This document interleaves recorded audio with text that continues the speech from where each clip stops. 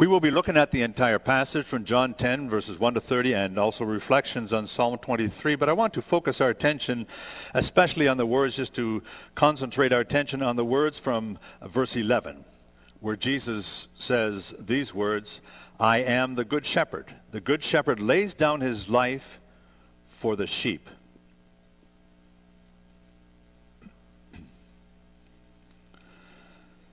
Beloved in our Lord Jesus Christ, we have entered a time in our liturgical calendar, I suppose you might call it that way, in which we are approaching the time of Easter and Good Friday, Palm Sunday first, and then Good Friday and Easter. It's a little bit later this year than in other years.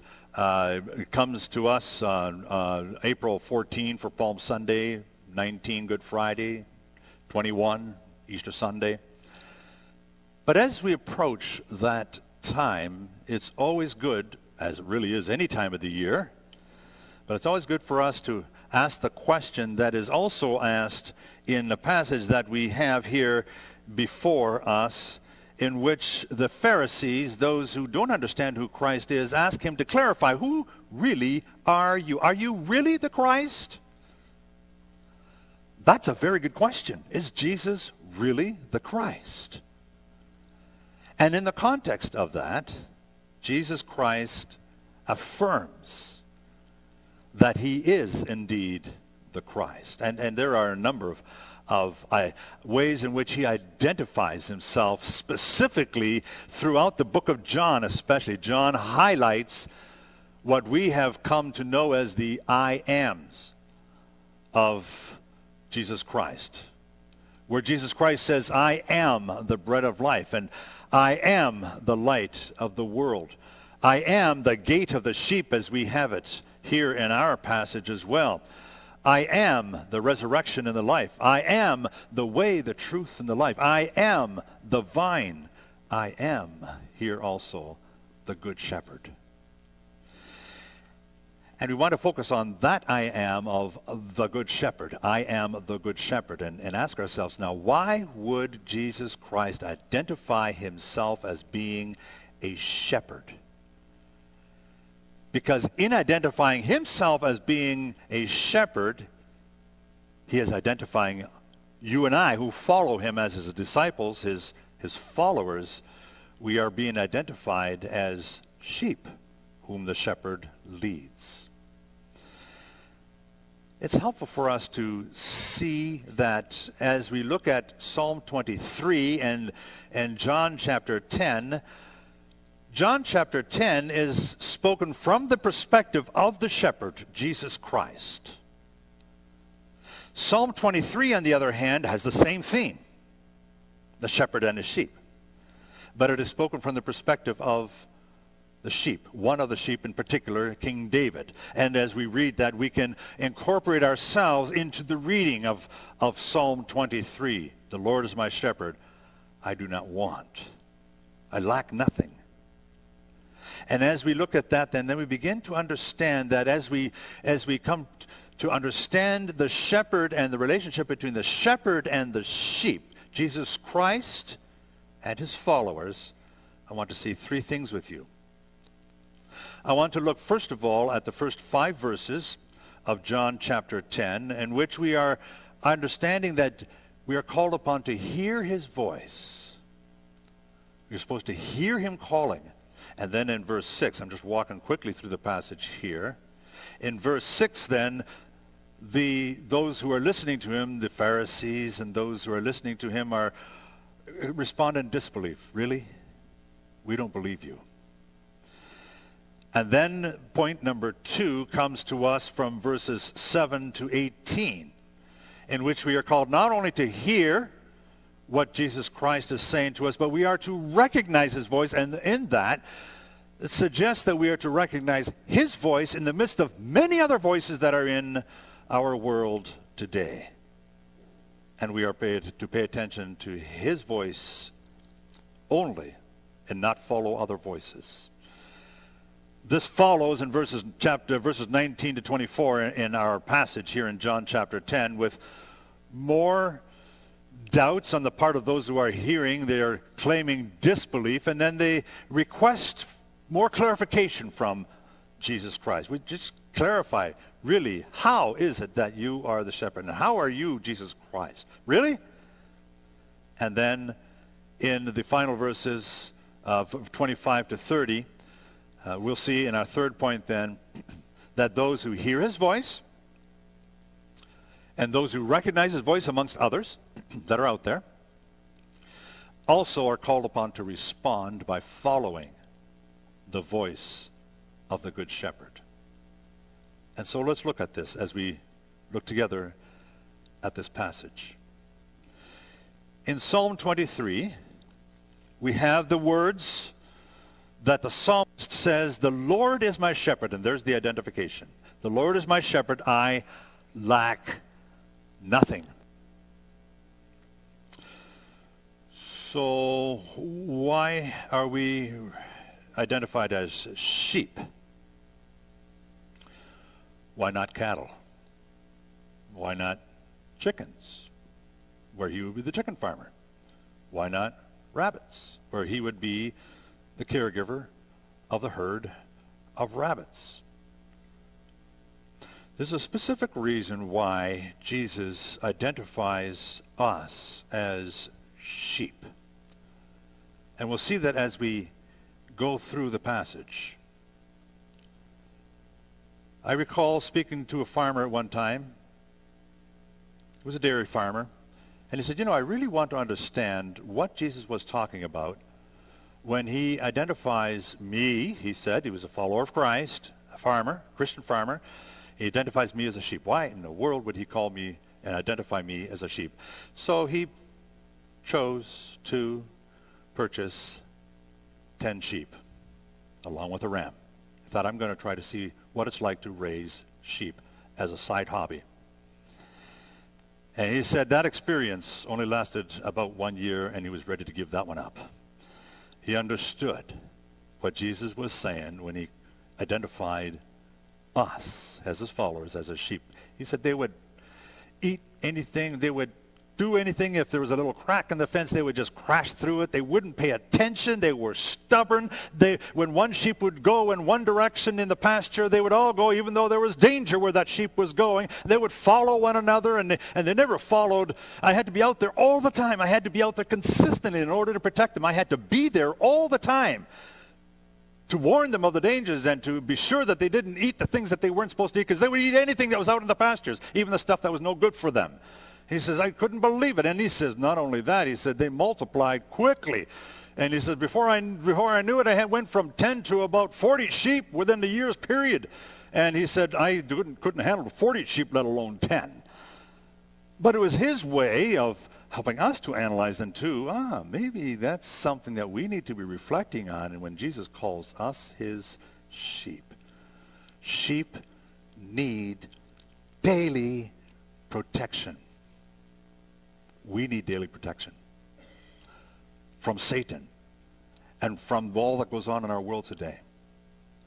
Sheep need constant direction and guidance. They need their shepherd to be there at all times with his staff, prodding them along and pulling them back and giving all kinds of instructions. Every day of their lives, every moment, they always need some kind of direction because they just can't get it figured out. That's us. Sheep fear storms. And they huddle together and they don't know what to do when they have the storms. And that's us too. We look for shelter and we can't find it until we are led to the shelter in the arms of Jesus Christ. We see this and then we begin to understand that Jesus Christ, when he says, I am the good shepherd, if we consider ourselves to be that kind of sheep, Jesus Christ is saying, I am offering to you security. I am offering to you provision. I will feed you every day because you can't find your own food even. I will comfort you. I will provide you stability. I will protect you from all that's going on in your lives because I am the shepherd. You are just sheep who are called upon to pay attention to the Good Shepherd. And that's what's happening in these verses. In John chapter 10, verse 2, Jesus says, the one who enters by the gate is the shepherd of the sheep. And so there's already there, as throughout this passage, a reflection of the fact that there is a limited way to become a part of this flock of sheep that we call Christians.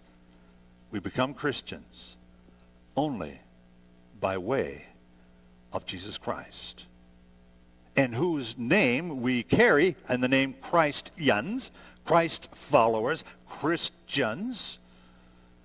It is only through Jesus Christ and what he has done on the cross that we are able to be identified, that we have the privilege of being identified as his disciples. Jesus is the one who inspires one of his disciples at that time, the disciple John, who writes in the book of Revelation these words. He writes, here I am, I stand at the door, and I knock. If anyone hears my voice and opens the door, I will come in and eat with him and he with me. It is Jesus Christ who is constantly reminding us that he is the one who is that doorway to the Father. And we need to be reminded of that, because sometimes we don't want to pay attention to the voice of Jesus. We don't even hear his voice because of so much that's going on in our world and in our lives that we are completely distracted. That's exactly what Satan is looking for. Distractions to try to keep us away from hearing the voice of Jesus Christ.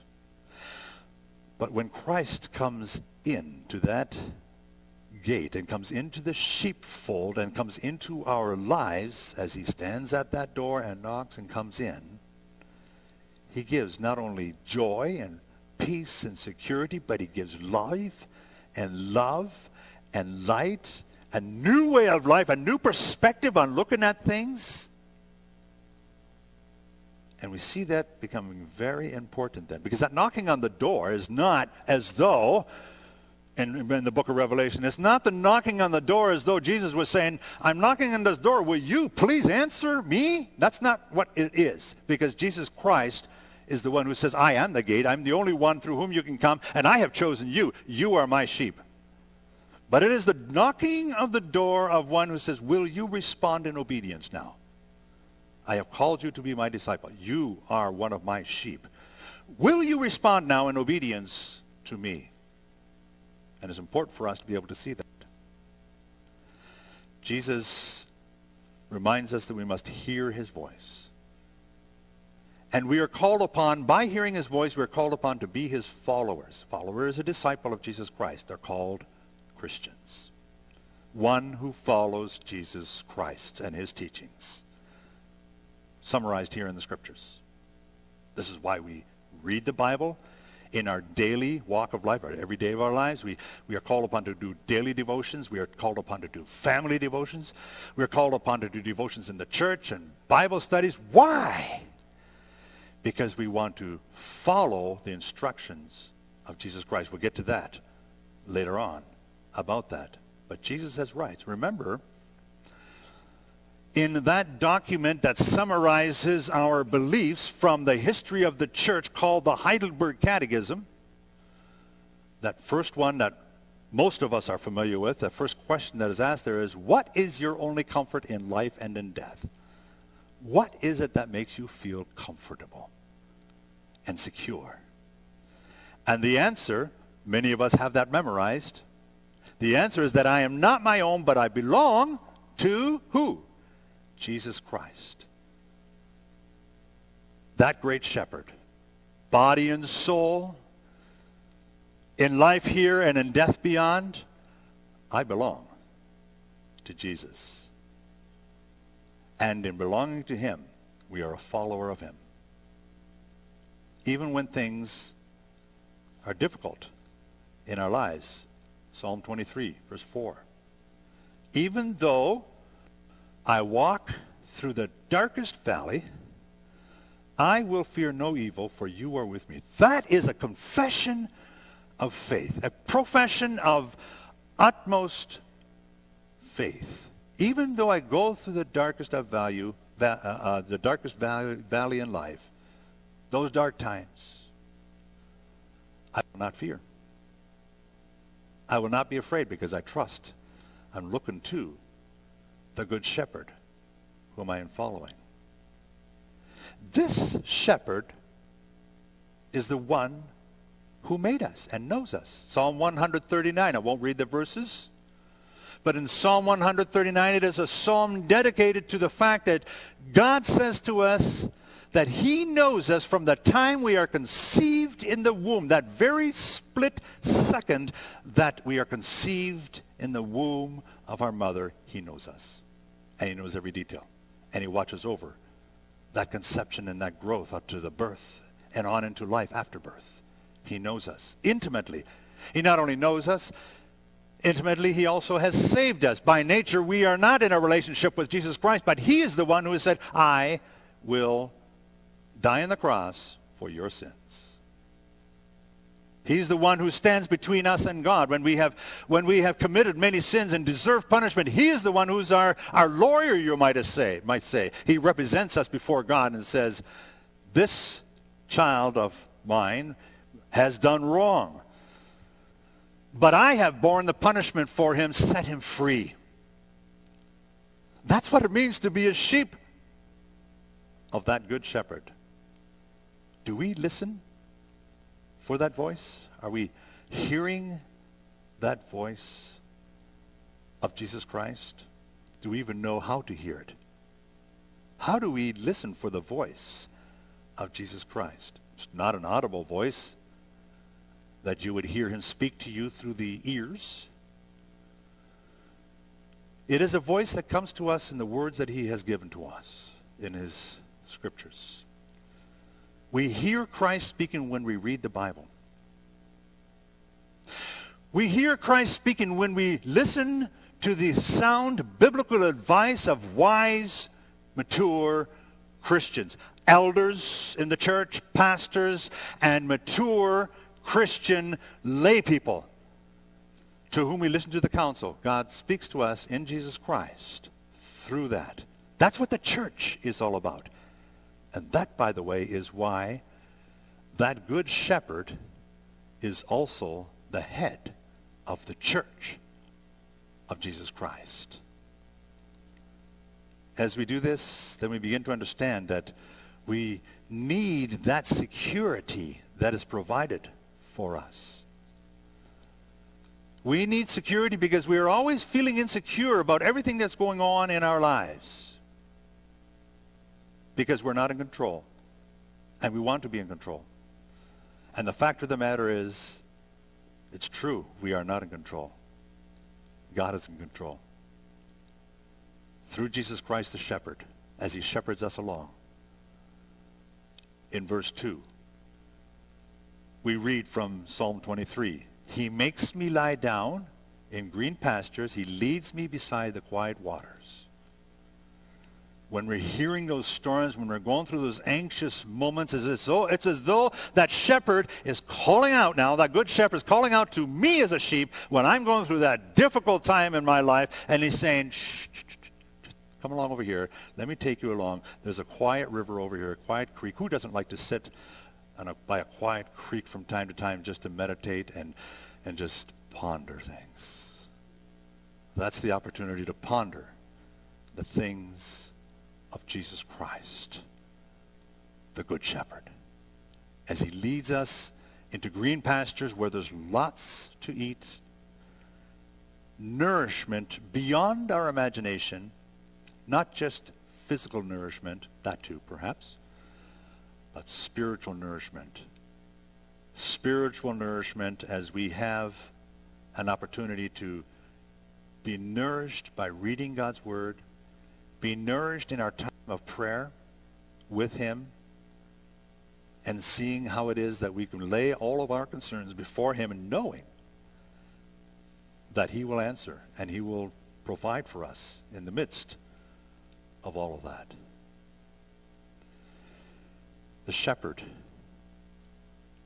and his sheep is part of hearing God's voice. But now we need to ask ourselves, do we recognize the voice when we hear it? Do we recognize that voice when we hear it? Jesus says in verse 14, I am the good shepherd. I know my sheep, and my sheep know me. Can you say that as one of the disciples of Jesus Christ? If not, you need to turn over your life completely to him so that you also can be amongst those who says, yes, he is my shepherd. And yes, now when we acknowledge that, I can begin to hear that voice speaking to me regularly. That's the shepherd and his sheep and the relationship that he has. It's a voice that represents, and there's a whole sermon perhaps just in each one of these, but it's a voice that represents power. It's a voice that represents authority. It's a voice that represents security. It's a voice that provides dependence and an avenue for dependence. Each one of these is a part of what that voice represents to us when we hear that voice. And we hear that voice and we recognize it. If we really want a practical example of how we might understand and hear that voice of Jesus Christ, it would be very much like a baby hearing the voice of mom. At night, when we're sleeping, those of us who have had children know that the child may cry in the middle of the night. Maybe something has had a bad nightmare, or he's just woken up and he has some needs. Maybe he hurt himself, he bumped himself, needs to go to the washroom, we don't know, but the baby cries. Mom hears it. And as mom is going to where the baby is, mom is just simply saying, shh, I'm here. Doesn't have to say, I'm your mother. I'm your mother. Listen to me. I'm your mother. I will No. All she needs to do is say, I'm here. Kelly, John, shh, quiet. I'm here. It's all good. The baby recognizes that voice. Why? Because the baby trusts that voice. The baby hears that voice on a daily basis, and the baby knows, the child knows, that this is the voice of security, of authority, of comfort, of wisdom, of advice, of counsel. I can depend on that. And when the child hears that voice, he or she is calmed. That's how it is when we hear the voice of Jesus Christ in our lives. And we're going to look later on at the fact that there are many, many voices out there. We'll look at that a little bit just in a minute, at the following part. But our responsibility, what we need to learn to do, is to drown out those voices and to focus our attention only on that one voice that speaks through all of those other loud voices and say, that's the one I'm listening for. Where is it? There it is. I hear it. Do you understand and do you recognize the voice of Jesus Christ when you hear him speak? It's a continuous process. It doesn't happen overnight. We learn to recognize that voice more and more as we go through life. It's very much like a married couple that gets to know one another more and more over the years of their marriage, because they begin to think the thoughts after them because they have spent so much time with their spouse. I've been married 40 years, over 40 years now. Believe me, I know when my wife comes in from going shopping or from work and so on, and I can just look at her face and I can tell whether I'm going to have a few rough moments here. Or whether there's going to be a great meal on the table because she's in a pretty good mood and she doesn't have to say anything. I just look at her face and I know what's going to happen in the next 10, 15 minutes. Time for me to step up, maybe to calm things down, right? Pitch in, and she doesn't have to say anything. That's how we need to be recognizing the voice of Jesus Christ in our own lives. Knowing Christ and listening to that voice gives us strength and stability, gives us security, it gives us hope. When Jesus calls us to be his sheep, that shepherd, when he pulls us in, we become his followers. What does it really mean, though, to be a follower of Jesus Christ? What does it mean to be the sheep of that great shepherd, one of those lambs? It means that rather than loving myself, I need to love others. because that's what Jesus teaches. It means that rather than following the crowd, as sheep are prone to do, I need to follow one that's in the flock, and that's the great shepherd, not the crowd. If I really want to be a follower of him, I need to, rather than speaking about rights and focusing on myself, I need to speak about the benefits and the privileges that I have in Jesus Christ.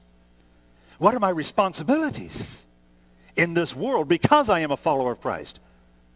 And that will override any thoughts about the rights that we have. We know that we are hearing a lot about rights. Read your newspaper. Listen to the news. Watch it on TV, and you'll hear that. Not so with the faithful sheep. Rather than always leading, be willing to follow. Those of us who may even be leaders, Bible study leaders, leaders of your homes, men, leaders in the church, elders, pastors, not only should we be leading those whom God has given us the responsibility, but we must look to those who we should be following as well in our own Christian lives, mentors, and especially looking to be led by the great mentor, capital M, that great shepherd, Jesus Christ, and being humble and submissive to that. Rather than asking why when difficult things coming into our lives, rather than asking that question why, perhaps we ought to turn that around and say, I don't know why, but I do know who is in control, and I trust him. I don't have to have all of the answers. And you may never get the answers to that question, why? And if you're looking for that, you're going to become more and more despondent until you turn that around and say, rather than asking why, ask who. Who's in control here? Jesus, the great shepherd. Rather than insisting on our own will, what I want to do, and doing what my plans are, we need to follow the will of the great shepherd. That's what it means to be a follower of Jesus Christ. Rather than doing things our way, do it his way. Discern. Ask him to give you clarity in terms of what his will is for your life, and follow that. This voice is a voice of guidance. It guides us as we go through. Listen to Psalm 23, that third verse. He refreshes my soul, yes. He guides me along the right paths for his name's sake. He guides me along the right paths, not for my sake. You see, we want to be led along the path for our own good. And Jesus, the great shepherd, says, I am guiding you along this path not for your good, but for the glory of God, for the good of God, my Father. And until you get that wrapped around your head, it will be difficult to be guided along, because you'll keep thinking, well, this can't be the right way. This is a pretty tough road. It can't be the right way. I'm going to try something different. We need to have this guidance today more than at any other time. It just seems like every day that comes upon us, as I wake up in the morning and while I'm having breakfast, I may be listening in on the news to hear what's going on, and I'm going, wow, man, this is worse than it was yesterday. I know that when my daughter had my first grandchild, I said to her, and she reminded me of this just this weekend when I was visiting them. You know, I said to her, it was challenging for us to raise you 4 children, her and her siblings. But in the world that Chloe now is born, when she was born, it is going to be much more difficult, and I will be praying even more for you, because it is going to be a challenging moment. My daughter reminded me of that yesterday. You're right, Dad. Not easy. It is more difficult every day of our lives, and we need that guidance more and more. And to do that, we need to hear that voice of God guiding us, holding his hand out each step of the way. That's what the good shepherd does. And once we hear that guidance, then we must be willing to follow it. Too often when we hear or sense that God is leading us along a certain path, we are hesitant to follow it because it's just not easy enough for us. God doesn't promise us an easy road to follow. He does promise to be our good shepherd and accompany us along the road. And when the hiccups come, and they will, he says, I will be there with you to go through that hiccup because I'm in control. I'm the good shepherd. I'm the protector. I'm the one who's watching over all of this. We need to hear his voice. We need to recognize that voice, and we need to follow that voice. Follow. It's one thing to hear it and then later on to recognize what we're hearing. It's another thing to say, okay, now that I've heard it, I will, in faith, I will follow that voice. In verse 27, this comes to us in verses 25 to 30, but in verse 27, Jesus says, my sheep listen to my voice, I know them, and they follow me. The question is, are you following Jesus Christ? As individuals, as children, as young people or as young adults, as adults, as a church? Are you listening for the voice of Jesus Christ, who is the head of this church? And upon listening, are you embracing what he has to say, and are you willing to go forward to where God is leading you as a church? Are you willing to go forward where God is leading you as one of the young people or as one of the children? That's important for us. The call is a willful action to follow that voice that we hear of the Good Shepherd. But who are we as sheep, right? And then you understand why Jesus calls us sheep. We're stubborn. We're proud. We're self-sufficient. Or am I the only one who's that way? And you folks are doing much better. I suspect not. And it is that stubbornness, and it is that pride, and it is that self-sufficiency that God says you don't get it until you are willing to submit that over and turn that over and follow me. Follow my voice where I lead. Jesus is the one who says to us in one of the other I ams, John 14, verse 6, I am the way, the truth, and the life. No one comes to the Father except through me. There's only one way to the Father. There's only one way to salvation. And it is not by doing all kinds of good things. We do good things because we have been saved. There's only one way to salvation, and that is through the Good Shepherd. Through Jesus Christ. No other way. No other wise preacher. Not even a doctor in theology such as I am can lead the way, because I also have to follow where the shepherd is leading. Not even your pastor or your elders. There's only one way. Through these leaders that I have just mentioned, yes. Inasmuch as they are following and submitting to Jesus Christ, but you must follow Jesus Christ. Not like a blind man going hither, thither, nither, all over the place. That's what sheep do by nature.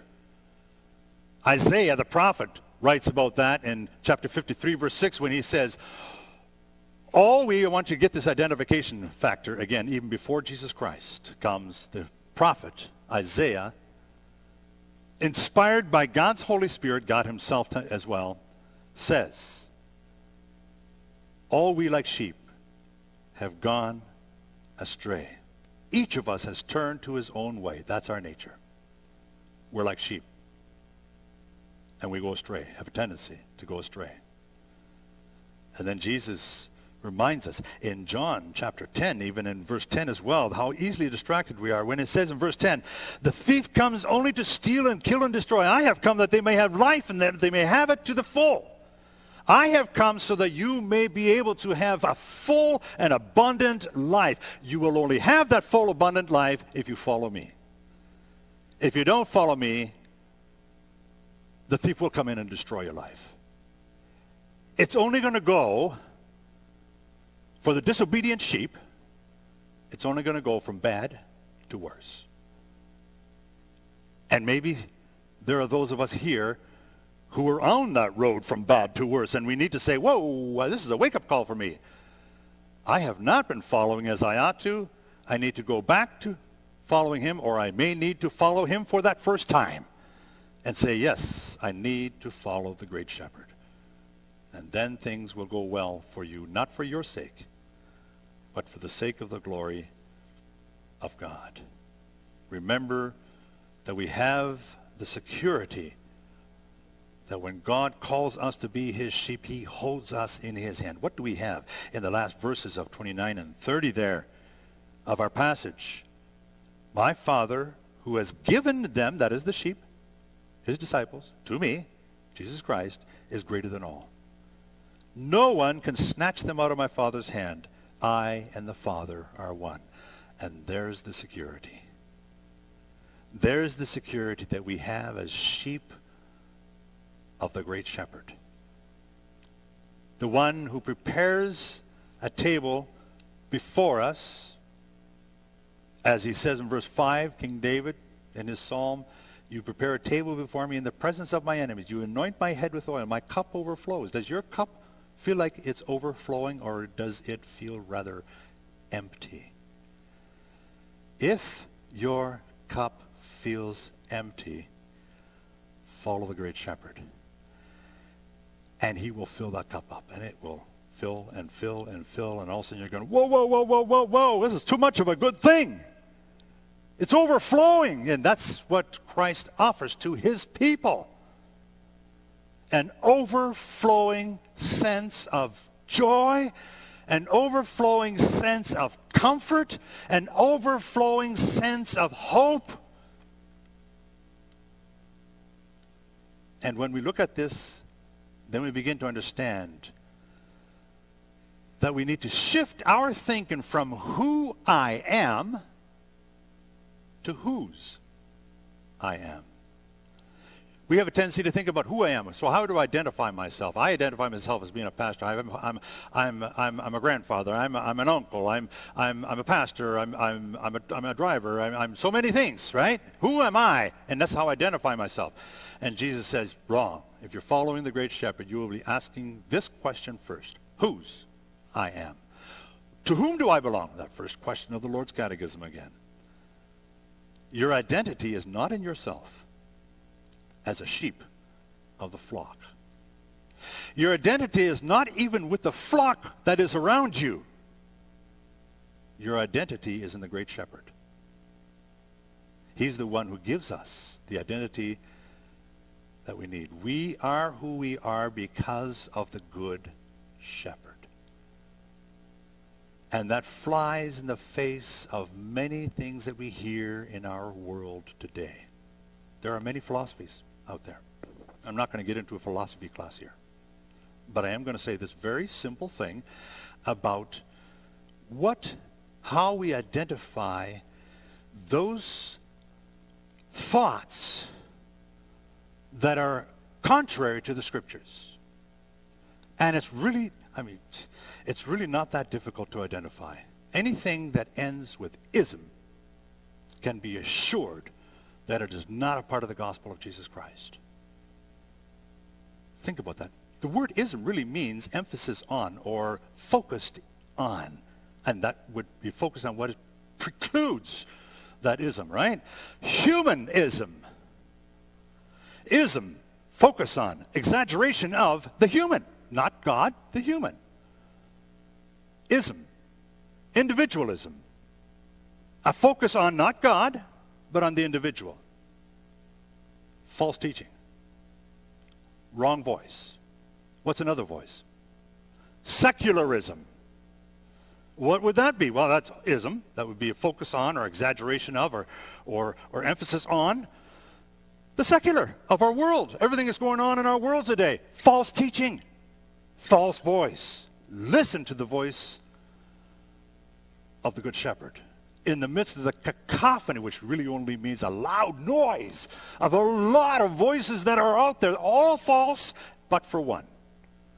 The voice of Jesus Christ. Materialism, scientism, empiricism, spiritism, historicism, modern criticism, all of these isms. Think about it. And whenever you hear the word ism, remind yourself that there's a false philosophy that goes in contrary to the voice of Jesus Christ in our lives. Ignore any ism and follow, well, if you want to call it, follow Christism. The focus on exaggeration of, the emphasis on Christ. Listen amongst all these voices that you will be hearing out there. As you leave this building, you'll hear them again. Listen for that voice of Jesus Christ and follow him. What does Paul say about all of these false voices that are a cacophony, just a loud noise out there? Paul says in Colossians 2, verse 8, and with this as a word of encouragement, I want to leave that with you. See to it that no one takes you captive through hollow and deceptive philosophy, which depends on human tradition and the basic principles of this world rather than on Christ. Colossians 2, verse 8. May God encourage us to listen to the voice of the Good Shepherd and to follow him as obedient sheep.